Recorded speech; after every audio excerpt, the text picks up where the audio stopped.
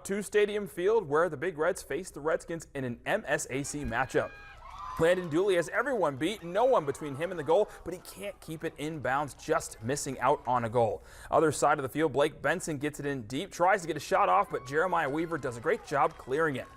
Later, Dooley to Evan Carty, who fires away, but how about the save from Seth Casto? Full extension there.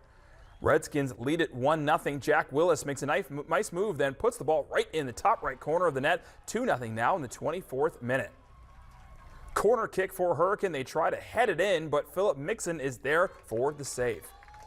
PK for Landon Stonestreet, and he takes advantage, scoring it in the 29th minute to put Hurricane up 3-0.